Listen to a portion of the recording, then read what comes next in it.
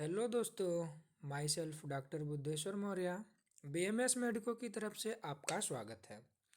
आज हम पढ़ाएंगे आपको संस्कृत का अध्याय नंबर 7।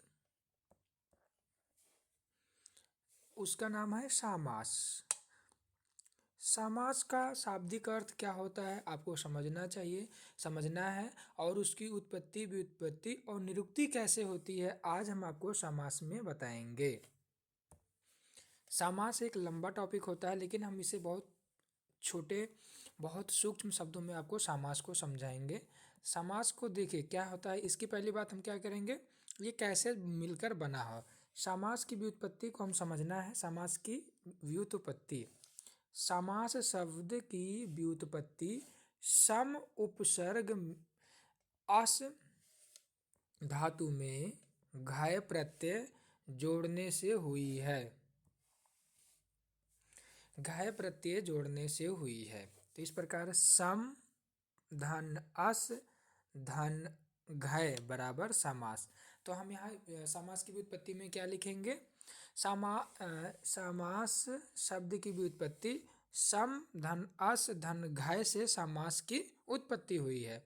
समास को आगे हम समझेंगे। देखिए समास का शाब्दिक अर्थ हमने ऊपर आपको बताया कि परिभाषा। समास का शाब्दिक अर्थ होता है संक्षिप्त।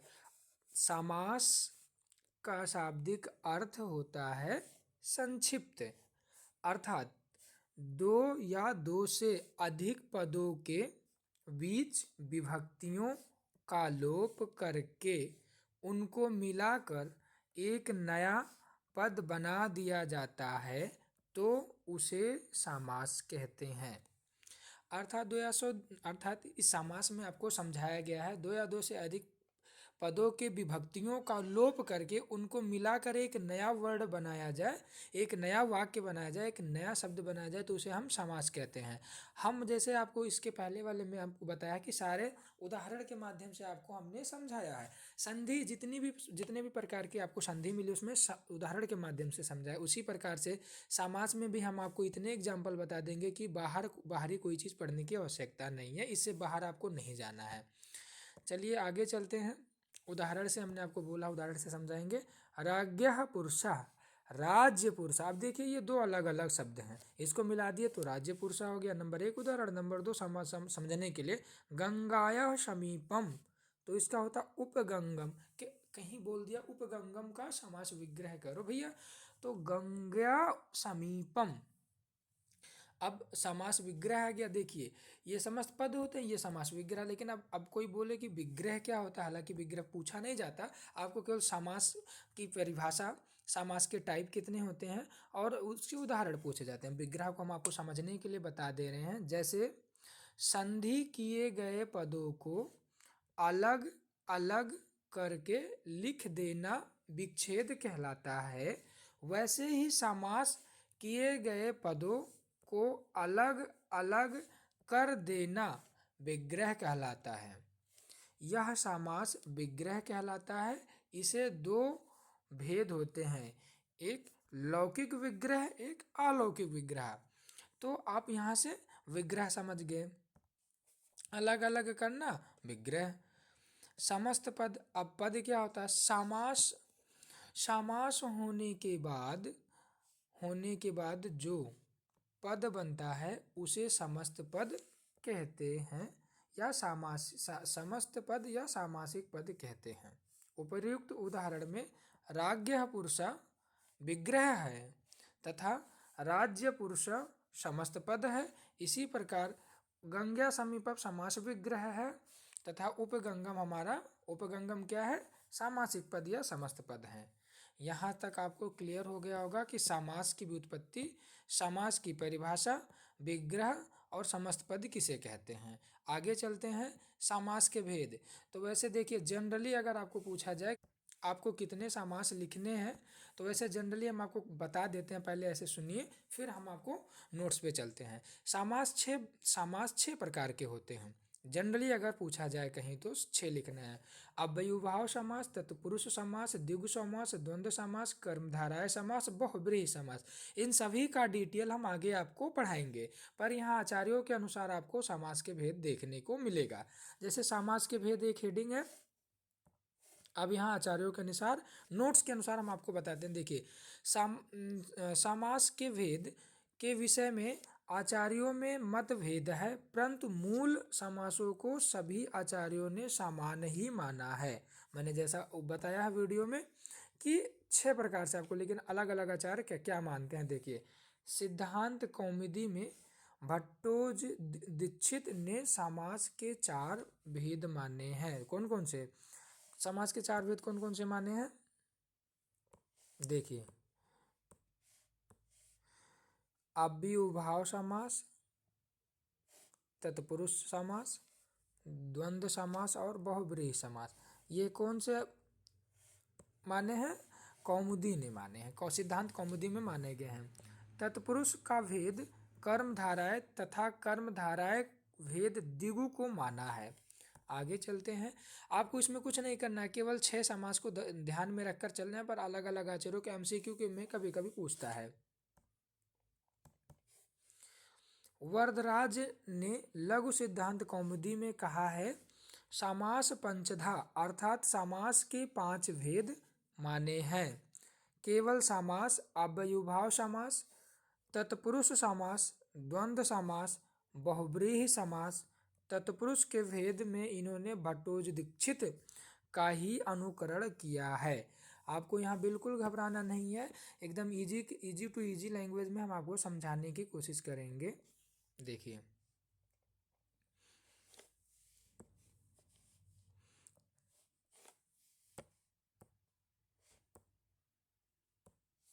इजी से इजी लैंग्वेज में आपको हम समझाने की कोशिश करेंगे। आगे चलते हैं। देखिए, हम टोटल पहले ही आपको बता चुके हैं स्टार्ट होने से पहले।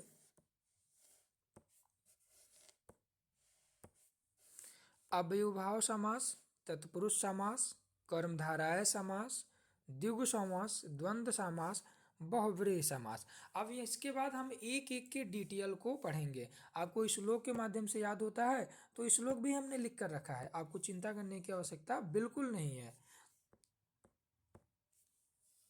द्वंद्वौ द्विगुरपि चाम मेद्र नित्यम अव्ययीभाव तत्पुरुष कर्मधारय एना श्याम ब्रूहि। ठीक है,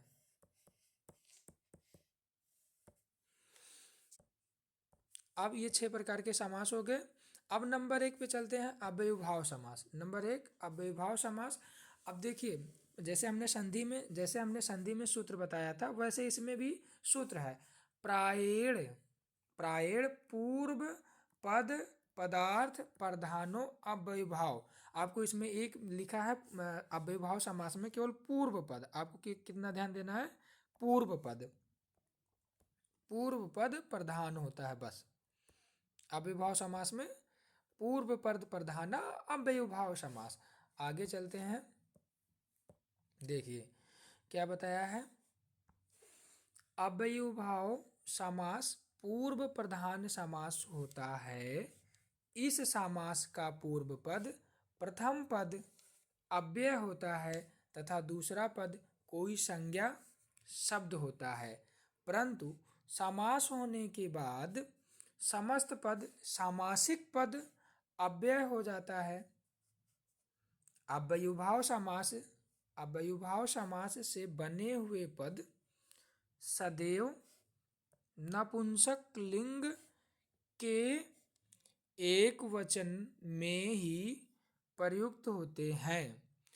अव्ययीभाव समास में निम्न 16 अर्थों में प्रयोग अव्यय में प्रयुक्त किए जाते हैं, जिनमें विशेषकर उपसर्ग ही होते हैं।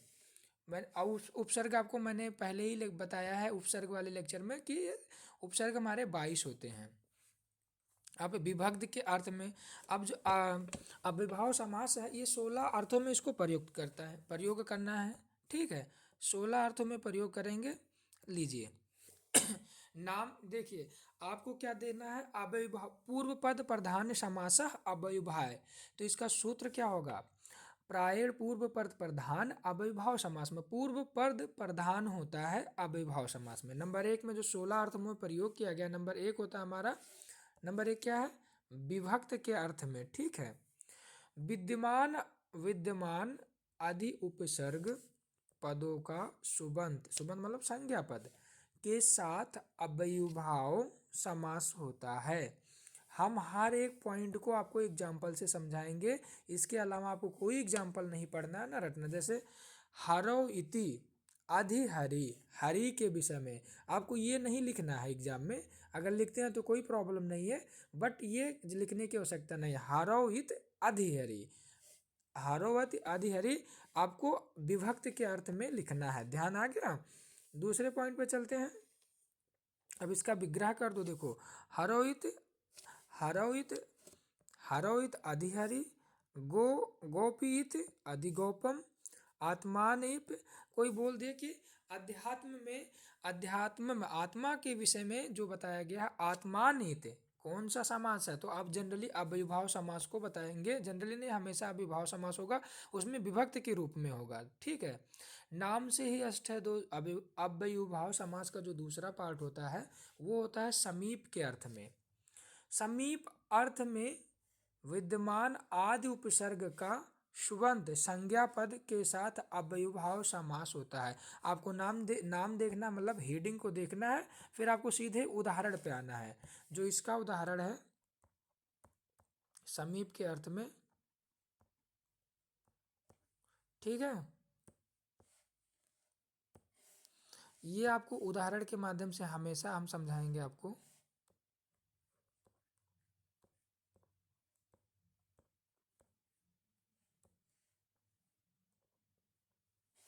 ठीक, कोई ना,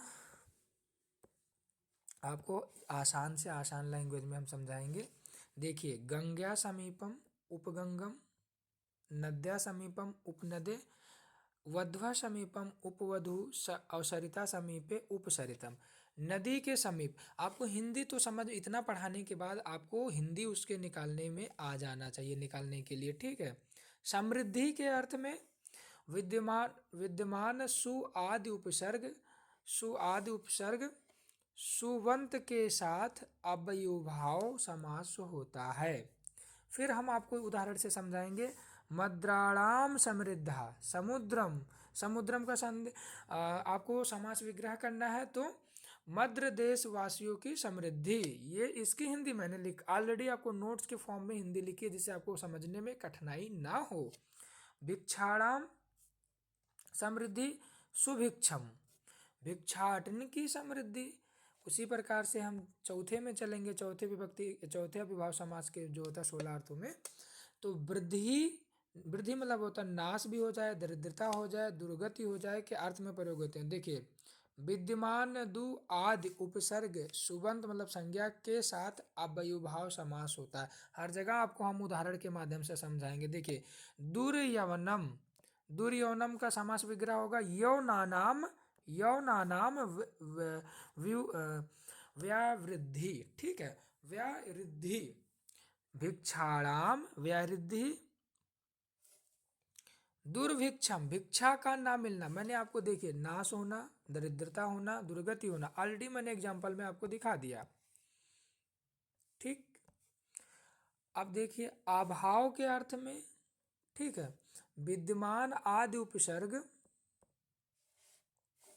सुबंत के साथ अव्ययीभाव समास होता है। फिर आपको हम यहाँ एग्जाम्पल के फॉर्म में दिखाएंगे, एग्जाम्पल के फॉर्म में दिखाएंगे। देखिए, मस का नाम अभाव, निर्मस्कम मच्छरों का अभाव, अभाव ऑलरेडी है, निर्मस्कम मच्छरों का अभाव, मक्षिकाणम अभाव, मक्खियों का अभाव।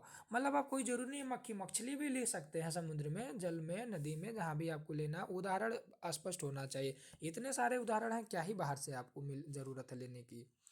जन नाम अभाव, निर्जरम लोगों का अभाव, दया नाम निर्दयम दया का अभाव, दोषाणाम अभाव, निर्दोषम दोषों का अभाव, आश्रयाणाम निराश्रम आश्रय का अभाव, विग्रहानाम अभाव, निर्विग्रहम विग्रह का अभाव। तो ये जो हमारे जितने पॉइंट हैं इधर के, ये हमारे टोटल समास विग्रह हैं और ये समस्त पद हैं। अगर हम ऐसे कह दें ये समास विग्रह हैं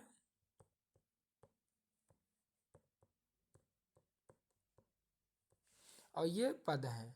ठीक है, अब पद में समस्त समास पद सामासिक पद हैं। 6वें नंबर पे हम आपको ले चलते हैं अत्य नाश के अर्थ में विद्यमान अति आदि उपसर्ग का सुबंत के साथ अव्ययभाव समास होता है। विग्रह समस्त पद हिम स्त्या अति हिमम, जाड़े की समाप्ति, रोगस्य अत्या अति रोगम, रोगों की समाप्ति। ठीक है, 7वें में चलते हैं हम आपको असमाप्ति अनौचित्यम के अर्थ में विद्यमान अति आदि उपसर्ग का सुबंत के साथ अव्ययभाव समास होता है। फिर वही आएगा निद्रा संप्राप्ति न युज्यते अति निद्रम, आचार सम्यक न युज्यते अत्याचारम, भोजनम संप्राप्ति न युज्यते अति भोजनम, अनुचित भोजनम। ठीक है, आगे चलते हैं शब्द शब्द प्रादुर्भाव। शब्द प्रादुर्भाव शब्द का प्रकाश, ठीक है, के अर्थ में विद्यमान इत अव्यय का सुबंत के साथ अव्ययभाव समास होता है। विग्रह करेंगे, देखिए इति हरि इति गुरु इति गुरु इति हरि इति ज्ञानम इति श्री। कैसे? हरि शब्दस्य प्रकाशा इत हरि, गुरु शब्दस्य प्रकाशा इति गुरु, ज्ञान शब्दस्य प्रकाशा इति ज्ञानम, श्री शब्दस्य प्रकाशा इति श्री। आपको बस हेडिंग देकर और उदाहरण देखकर आगे चलना है। समझ में ऑलरेडी पश्चात मतलब होता है शाब्दिक अर्थ पीछे अर्थात उपसर्ग है, के अर्थ में विद्यमान अनु उपसर्ग का सुबंत मतलब संज्ञा के साथ अव्ययभाव समास होता है। फिर आ गया विष्णु पश्चात अनु विष्णु, विष्णु के पीछे गुरु अनुगुरु, गुरु के पीछे स्थस्य पश्चात अनुरथम, रथ के पीछे कृष्ण, कृष्णस्य पश्चात अनुकृष्णम, कृष्ण के पीछे। तो उपसर्ग आया ऑलरेडी मैं पढ़ा के रखा हूं आपको। यथा, यथा का अभाव धोतित करने वाले अव्यय या उपसर्गों का सुबंत मतलब संज्ञा के साथ अव्ययभाव समास होता है। यथा के 4 अर्थ होते हैं। योग्यता के अर्थ में अनुपसर्ग होता है, रूपस्य योग्यम अनुरूपम होता है, गुणस्य योग्यम अनुगुणम योग्य के होता है। फिर आगे चलते हैं बीप्सा दुहारना। बीप्सा मतलब होता है के अर्थ में प्रति उपसर्ग, अर्थम प्रति प्रत्यार्थम प्रत्येक के अर्थ में। आपको उदाहरण देकर हर जगह हम आपको उदाहरण देंगे, बिल्कुल परेशान नहीं होना है। दिनम दिनम प्रीति प्रतिदिनम, प्रत्येक दिन। क्षणम क्षणम प्रीति प्रतिक्षणम प्रतिक्षण। एकम एकम एकम प्रति प्रत्येकम, प्रत्येक होता है प्रत्येक होता है। आगे चलेंगे अनाश्रितकम अनुसार के अर्थ में अनातिक्रम अनुसार के अर्थ में यथा अव्यय। शक्तिम अनातिक्रम में यथा शक्तिम, शक्ति के अनुसार। धनम अनातिक्रम में यथा धनम, बलम अनातिक्रमम यथा बलम, कार्यम अनातिक्रमम यथा कार्यम, यथा कार्यम।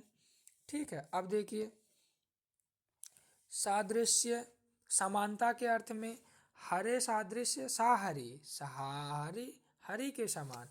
रूपस्य सादृश्यम सारूपम, सारूपम रूप के समान।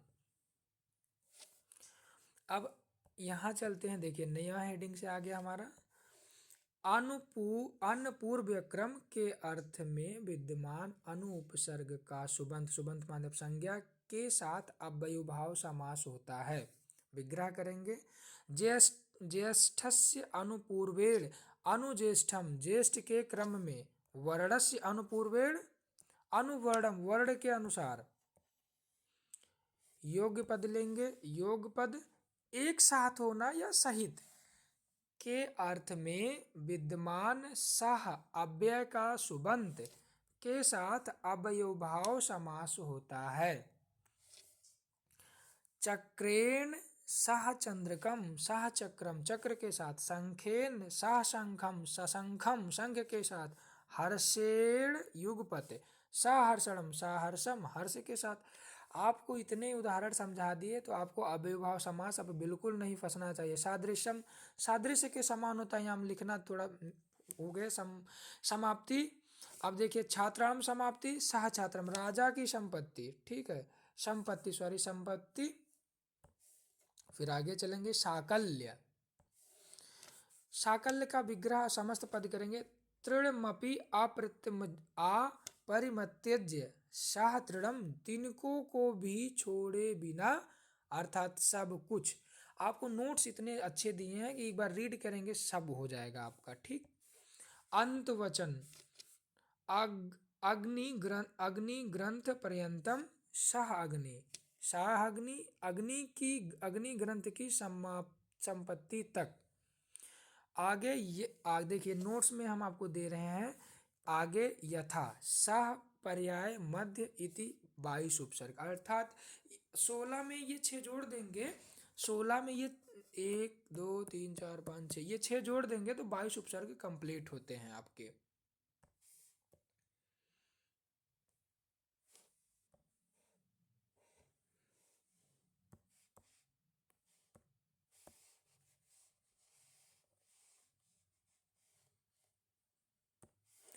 अब दूसरा समास है हमारा तत्पुरुष समास।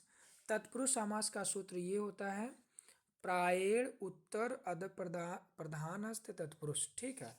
प्रायेण उत्तर पद प्रधान, देखिए उत्तर पद प्रधानस्थ तत्पुरुष, ठीक है। अब अर्थात उत्तर पद प्रधान समास तत्पुरुष समास होता है। अव्ययभाव समास में उत्तर की जगह पे पूर्व होता है, जबकि तत्पुरुष समास में उत्तर पद प्रधान होता है, ठीक। इस समास का प्रथम पद दूसरे पद की विशेषता बतलाता है। जैसे राज्य पुरुषा गच्छति, एक पद दूसरे पद की विशेषता बताता है, अर्थात राज पुरुष जा रहा है। इस वाक्य में जाने की क्रिया पुरुष कर रहा है, तो राजा शब्द का क्या महत्व है? राजा शब्द पुरुष की विशेषता बतला रहा है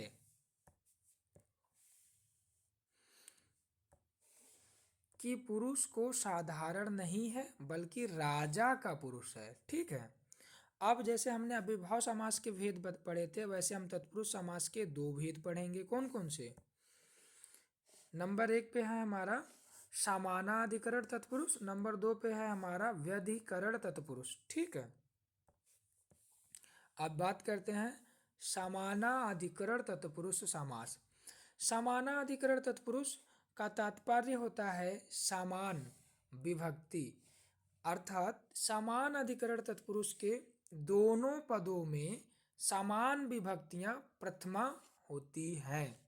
इनके पुनः 2 भेद होते हैं। कर्मधाराएं, देखिए इनके पुनः 2 भेद माने गए हैं। नंबर 1 कर्मधाराएं तथा नंबर 2 द्विगु समास।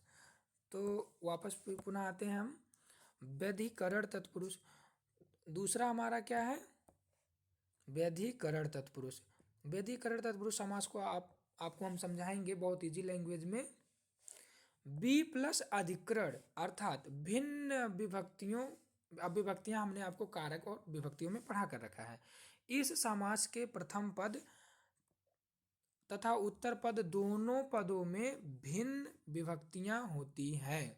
इसके प्रथम पद में द्वितीय से लेकर सप्तमी तक कोई विभक्ति होती है तथा उत्तर पद में केवल प्रथमा विभक्ति होती है। प्रथम पद में जो विभक्तियां लगी होती हैं उसी के आधार पर व्यधिकरण तत्पुरुष के भेद होते हैं।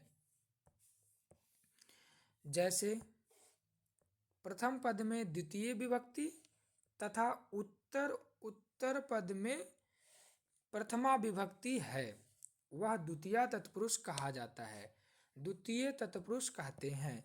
इसी प्रकार आपको हम समझाएंगे कि इसी प्रकार प्रथम पद तृतीय विभक्ति तथा उत्तर पद में प्रथमा विभक्ति है तो तृतीय तत्पुरुष समास कहा जाएगा, क्योंकि प्रथम पद में द्वितीय से सप्तमी तक कुल 6 विभक्तियां होती हैं। इसी कारण व्यधिकरण तत्पुरुष के 6 भेद होते हैं। तो हम आपको बताएंगे तत्पुरुष समास आपका कितने प्रकार का हुआ, 2 प्रकार का होता है, समानाधिकरण तत्पुरुष समास और व्यधिकरण तत्पुरुष समास। फिर आगे चलकर व्यधिकरण तत्पुरुष समास कितने प्रकार का होता है, 6 प्रकार का होता है, जो क्रमशः इस प्रकार के हैं: द्वितीय तत्पुरुष, तृतीय तत्पुरुष, चतुर्थ तत्पुरुष, पंचम तत्पुरुष, षष्ठी तत्पुरुष और सप्तमी तत्पुरुष। इसके अतिरिक्त कुछ अन्य भी तत्पुरुष समास होते हैं। ये कभी पूछे नहीं गए हैं पर आपको जानना आवश्यक होता है। नए तत्पुरुष, उपपद तत्पुरुष, आगे इसका हम डिटेल बताएंगे। अब चलते हैं समानाधिकरण और व्यधिकरण तत्पुरुष समास। 2 प्रकार के हमने व्यधिकरण तत्पुरुष देखिए, समानाधिकरण और व्यधि तत्करण, व्यधिकरण तत्पुरुष। अब व्यधिकरण तत्पुरुष समास में 6 भेद होते हैं, जिसमें से पहला भेद होता है हमारा द्वितीय तत्पुरुष समास। द्वितीय तत्पुरुष समास को आपको हम समझाएंगे। द्वितीय तत्पुरुष समास, जब तत्पुरुष समास का प्रथम पद द्वितीयांत द्वितीय विभक्ति का हो तथा उत्तर पद में आश्रित अतीत, पतित, गत, अत्यस्त, प्राप्त, आपन्य में कोई एक शब्द हो तो द्वितीय तत्पुरुष समास होता है। अब देखिए, यहाँ से आपको केवल आप एक बार रीड करेंगे तो आप कभी नहीं बोलेंगे कि यह कौन ऐसे जनरली उसमें प्रथमा द्वितीय नहीं पूछता है, केवल समास का नाम पूछता है कि अव्यवहार समास है, कि तत्पुरुष है, कि द्वंद्व है, कि द्विगु है, कि कर्मधारय है, कि बहुब्रीहि है। ठीक है। अब जैसे देखिए, पूछ लिया कि कृष्णाश्रिता में, पूछ लिया आपसे कृष्णाश्रिता में कौन सा समास है, तो यहाँ तुरंत बताएंगे तत्पुरुष समास का द्वितीय। ठीक है। तो कृष्ण आश्रित, कृष्ण आश्रित, कृष्ण पर आश्रित, दुखम आतीत, दुख अतीत, आशम आतीत, आशम आतीत। ये कर्म तिर्यक बना दिया हमने, आपको घबराने की आवश्यकता नहीं है। इस प्रकार हम आगे चलेंगे। प्रलयगतः, विनाश को प्राप्त, अग्निगतः, अग्नि में गिरा हुआ, कूपम, तो ये हिंदी है आपको। इसी प्रकार कष्टम आपन्य, कष्ट पाया हुआ। इस प्रकार से आपको अगर कहीं समझ में आता है तो वो समझ जाइए कि द्वितीय होता है तृतीय विभक्ति। तृतीय विभक्ति का वह तृतीय तत्पुरुष कहलाता है जब प्रथम पद तृतीयांत को तृतीय विभक्ति जिसमें लगी हो तथा उत्तर पद उसके द्वारा किया गया गुणवाचक कार्य हो अथवा अर्थवाचक शब्द हो। विग्रह समास, विग्रह और समस्त पद। धान्येन अर्था, धान्यार्थ, धान्य के प्रयोजन से, धनेन अर्था, धनार्थ, धन के प्रयोजन से, दानेन अर्था, दानार्थ, दान के प्रयोजन से। तो आप यहाँ समझ गए कि यहाँ भी तत्पुरुष समास है। आपको केवल शब्द उदाहरण पहचानने हैं। जब प्रथम पद तृतीयांत तृतीय विभक्ति लगी हो, कर्ता या करण, सेम टू सेम एग्जाम्पल को आपको रीड करने हैं, ये आपको याद हो जाएंगे। इतने इजी वाले उठाएं और जो बार बार पूछे जाते हैं हो, तथा उत्तर पद कोई कृदंत हो, ऐसा शब्द जिसके अंत में कृत प्रत्यय लगा हो। हम आपको पढ़ाएंगे। हरिणा त्राता, हरि त्रात, हरि से रक्षित, नखय भिन्ना, नख भिन्ना, नाखूनों से भिन्न। ठीक है। जब तक तृतीयांत, देखिए फिर यहां से शुरू होता है, जब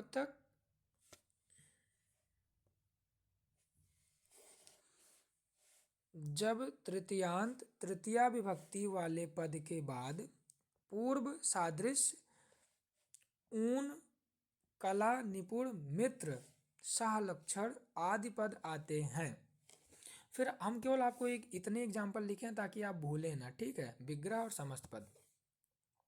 मासेन पूर्वा, मास पूर्वा, महीने से पहले, मात्रा सदृश, मात्र माता के समान, पिता सम, पितृ सम, मासेण ऊनम, मासोणम, मासा भरकम, वाचा कलह, वाच कलह, वाणी से लड़ाई, आचरेण निपुण, आचार निपुण, गुणेन मिश्रण, गुण मिश्रण, घर्षणेन लक्षण, घर्षण संलक्षण। बस आपको देखना ये विग्रह हो, ये विग्रह के पॉइंट ऑफ व्यू से है और ये समस्त पद में है। हिंदी आपसे ना पूछा जाता ना आपको हिंदी लिखना है, या हिंदी में आपको समझने के लिए बताए हैं ताकि आप इस सेंटेंस को समझ सकें।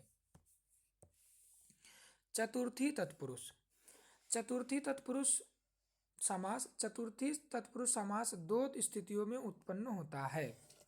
जब तत्पुरुष समास का प्रथम पद चतुर्थयांत चतुर्थी विभक्त का हो तब उसे चतुर्थी तत्पुरुष समास कहते हैं। मुख्यतः यह तब तक होता है जब तक वस्तु जो किसी से बनी हो या तो बनती हो चतुर्थी में आवे तथा जिससे वह बनी हो वह उसके अंतर आवे। हाँ, इतने उदाहरण दे रहे हैं भैया, हम डायरेक्ट आपको पढ़ाकर आगे बढ़ सकते हैं दो में, लेकिन इसलिए उदाहरण दे रहे हैं ताकि आपको समझ में आए। देखिए, यू पाए दारू, यू पाए दारू, यू पाए दारू, यज्ञ के खंभे के लिए लकड़ी। कुंभाए मृतिका, कुंभ मृतिका, घड़े के लिए मिट्टी।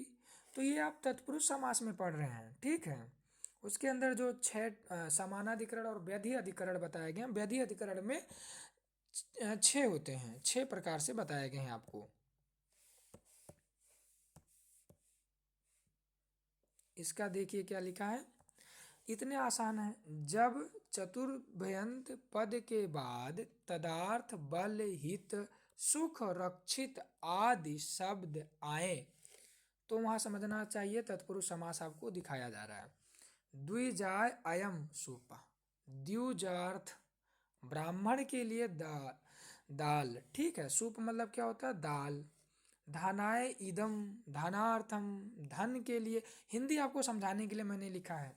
भूतेभ्यो बलि, भूत भूति बलि, प्राणियों के लिए बलि।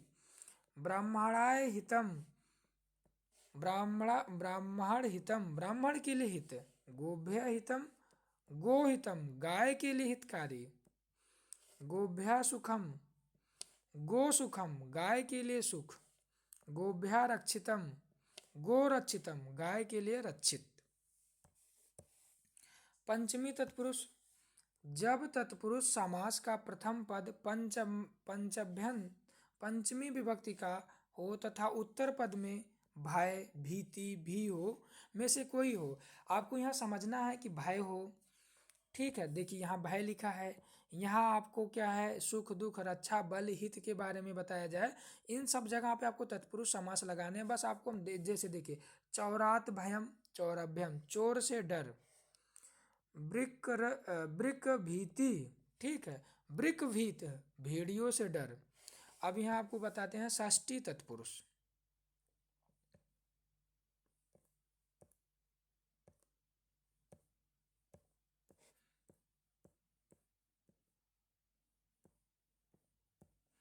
ठीक है, षष्ठी तत्पुरुष में आपको बताया गया है जिस तत्पुरुष समास का प्रथम पद षष्ठी विभक्ति का हो तथा उत्तम पद कोई सुबंत हो जिसके शब्द रूप चलते हों तो षष्ठी तत्पुरुष समास होता है। हिमस्य आलय, हिमालय, शीतलता का घर। राज्ञ पुरुष, राज्य पुरुष, राजा का पुरुष। राज्ञ पुरुष, राजाश्रय, राजा का आश्रय। तो यहाँ आपको हम इतने एग्जाम्पल इसलिए दिखा रहे हैं ताकि आपको एग्जाम में देखकर ये भय ना लगे। आप इतने एग्जाम्पल देंगे तत्पुरुष समास तुरंत लगाएं। राज्यपुत्र, राजपुत्र, राजपुत्र। सचिवानम, आलय, सचिवालय, मंत्रियों का आलय। हिंदी आपको समझाने के लिए हम बताए हैं। देवानम भाषा, देव भाषा, देवताओं की भाषा। शिवस्य आलय, शिवालय, शिव जी का घर। तो ये हमारा होता है समस्त, ये होता है हमारा पद और ये होता है हमारा विग्रह, ठीक है। आगे हम चलते हैं सप्तमी तत्पुरुष समास। सप्तमी तत्पुरुष समास मेन होता है, आप स्टार मार्क बना लें, इस यहाँ से एग्जाम्पल पूछे जाते हैं। जब तत्पुरुष समास का प्रथम पद सप्तम्यंत हो तथा उत्तम पद निम्न शब्दों में से कोई एक हो तो सप्तमी तत्पुरुष समास होता है। सौंड धूर्त कित्व प्रवीण संबीत अंतर अधि पट कुशल चपल निपुण सिद्ध शुष्क पक बंद, इन सब से अगर आपको पहचान मिलता है तो आप समझ जाइए वहाँ तत्पुरुष समास आया है। अब देखिए कितने एग्जाम्पल मैंने लिखे हैं, 1 2 3 4 5 6 7 8 9, एक एक हेडिंग में 9, तो ऐसे 9 इंटू 6 इज इक्वल कितने हो जाइए 54। अक्षेषु सौंडम अक्ष सौंडा जुए में चतुर कर्माणि कुशला कर्म कुशला कर्म में कुशल प्रेमेण धूर्ता प्रेम धूर्ता प्रेम में धूर्त संभाय पंडिता संभा पंडित सभा में विद्यमान आतपे शुष्का आतप शुष्क गर्मी में झुलसा हुआ कटाहे पका कटाह पका कड़ाही में पका हुआ युद्धे निपुणा युद्ध निपुणा युद्ध में निपुण चक्रे बंदा, इसमें कोई रामबाण नहीं बनाने हैं इसमें इसमें आपको एकदम इजी से एक बार रीड मारने हैं, याद हो जाएंगे। चक्र बंधा हम लोग भी ऐसे ही पढ़े थे। चक्र में बधा हुआ नरेशु उत्तम नरोत्तम मनुष्यों में उत्तम। अभी जब हम तत्पुरुष समास में समानाधिकरण और व्यधिकरण जब बढ़ा रहे थे आपको, तो उसमें व्यधिकरण के 6, तो उसके बाद 2 और समास आए थे, नए तत्पुरुष समास और एक नए तत्पुरुष समास था, दूसरा हमारा उपपद तत्पुरुष समास था। कौन सा? ये उपपद। अब नीचे चलेंगे, नए तत्पुरुष समास।